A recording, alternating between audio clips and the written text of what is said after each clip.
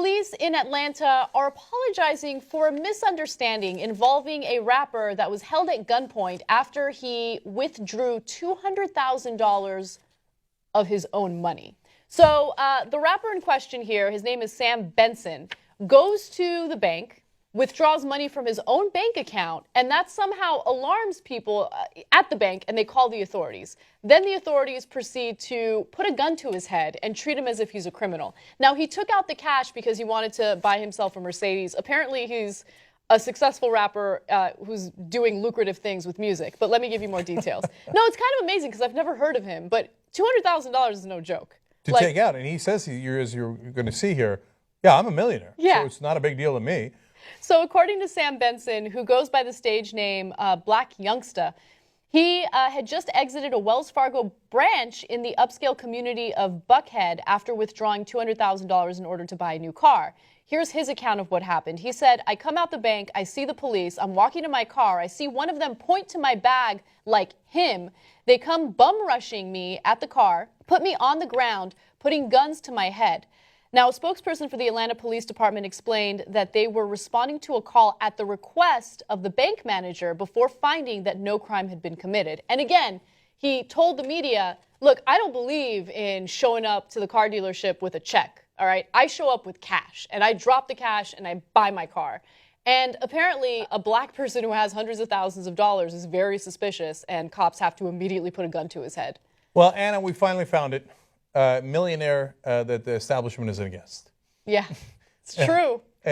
Apparently, the only way to get the powerful people in this country to turn against you if you're a millionaire is if you're a Blac Youngsta. Just ask some questions before you put a gun to someone's head. Ask some questions like, hey, is that your money? Like, first of all, he shouldn't be profiled to begin with, right?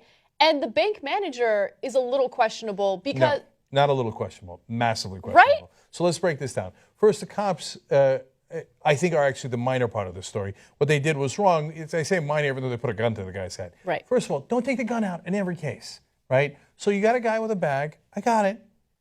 You want to put your hand on the gun? Even I'm not sure you need it, but it's a bank. He's got a lot of money. Okay, right? I get it.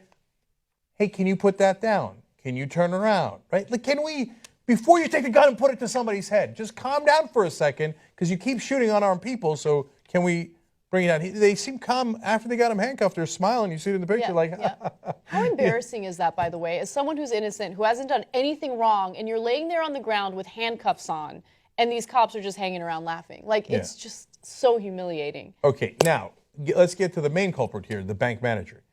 Hey, dumbass, you just gave the guy $200,000. Whether it was you personally or the person you authorized. Did you authorize or did you not authorize the $200,000?